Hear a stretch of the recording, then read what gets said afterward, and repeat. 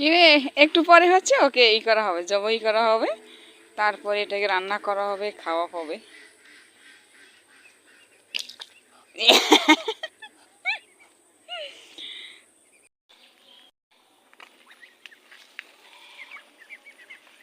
মশলাগুলো আমি শিলনোড়া বেটে নিব। এখানে আছে এলাচ, লং, এটা হলো কাবাব চিনি, শাহি জিরা, অল্প কটা পাঁচফোড়ন, এটা হলো আপনার রাঁধুনি মশলা, সাদা গোলমরিচ, কালো গোলমরিচ, ধনিয়া, জিরা, আর হচ্ছে জয়ত্রী, জয়ফল। এটা খুব সামান্য, সব মশলা অল্প অল্প করে নিলাম, কারণ মাংস হচ্ছে প্রায় 1 কেজির মতো। এই মশলাগুলো আমি শিলনোড়ায় বেটে নেব। আর হচ্ছে রসুন, আদা, এটা বেটে নিব, আর এগুলো ফোড়নে দিব। চীনা হাঁসের মাংসগুলো একেবারে অল্প পরিষ্কার করে নিয়ে আসলাম, এখন পানি থেকে ছেঁকে নেব। একটা হাঁস জবাই করা হয়েছে, কিছুটা রান্না করছি আগে, কারণ বড় তো চীনা হাঁস, অতগুলো একসাথে করি না, কারণ আমরা খেতে পারবো না। আর আজকে আবার এগুলো রান্না করব। আমার মতো নুন, তারপর হচ্ছে আদা রসুন বাটা। হাঁসের মাংসে কিন্তু আদা বাটাটা একটু বেশি দিতে হবে, আর রসুনটা একটু কম দিলেও চলে। আদা বাটা দিয়ে দিচ্ছি। গরম মশলার পেস্ট পুরাটাই দিয়ে দেব। মরিচ ধরে না দিব, 1 চামচ হলুদের গুঁড়ো দিব, হলুদটা বেশ ভালো কালার। তারপর মরিচটাও বেশ ভালো ঝাল প্লাস কালার, 1 চামচ ধরে দিলাম। টক দই দিব হচ্ছে প্রায় 3 চামচ।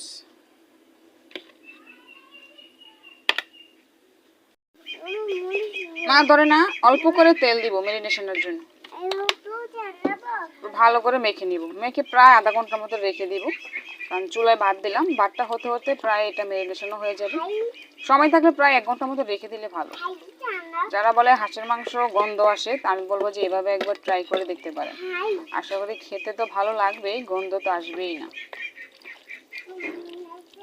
মাখাটা খুব সুন্দর হয়েছে, এবার ডেকে রেখে দেবো। হাঁসটা কিন্তু আমার নিজের পালা, আর 2টা ছিল হাঁসা, একটা হলো হাসি, তো একটা জবাই করা হয়ে গেছে, আর একটা আছে, ওটা হয়তো বা আরও কিছুদিন পরে খাবো। আমি পালি শুধু নিজেদের চাহিদার জন্য, অনেক চেষ্টা করি কিন্তু হয় না, মরে যায়।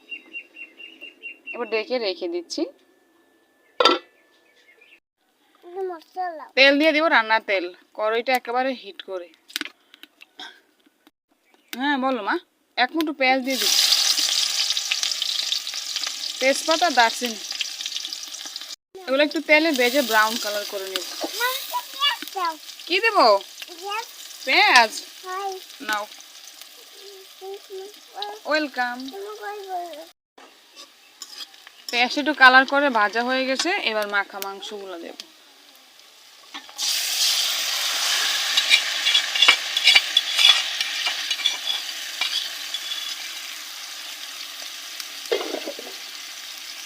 ভালো করে মিশাবো আর কষাবো, যে মাংস থেকে পানিটা উঠবে সেটা দিয়েই।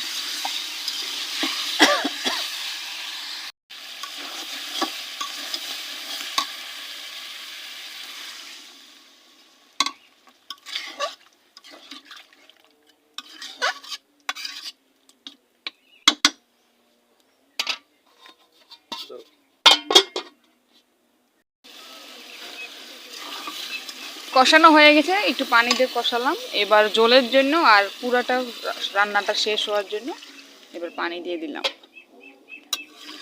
নিজের পালা হাঁস মুরগি খাওয়ার কিন্তু মজাটাই আলাদা, এটা সম্পূর্ণ হেলদি। এবার ডেকে দিব, হওয়া পর্যন্ত অপেক্ষা করব। আমার রান্নাটা হয়ে গেছে, এবার হচ্ছে একটু টালা জিরার গুঁড়ো দিব, তাহলে ফ্লেভারটা আর গন্ধটা খুব সুন্দর, দুটোই ভালো থাকবে। একটু নেড়ে ছেড়ে দিয়ে নামিয়ে ফেলব।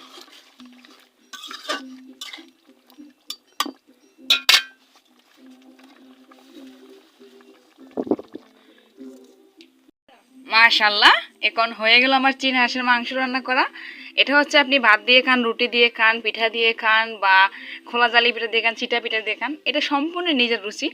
তবে আমরা রুটি আর ভাত দিয়ে খাবো, সেই পরিবেশনটা করতে হয়তো বা দেখাতে পারবো না, কারণ বাচ্চা কাচ্চা নিয়ে খেতে বসলে একেবারে এলোমেলো হয়ে যায়। তো কেমন হলো জানা। আর হচ্ছে সবাই ভালো থাকবেন। গ্রামে আসলেও খাওয়া যায়, শহরেও কিনে খাওয়া যায়, বেশ মজাদার খাবার। সবাই ভালো থাকবেন। আগামী ভিডিওতে আমন্ত্রণ জানাচ্ছি। আল্লাহ হাফেজ। অবশ্যই কমেন্ট করে জানাবেন কেমন হলো।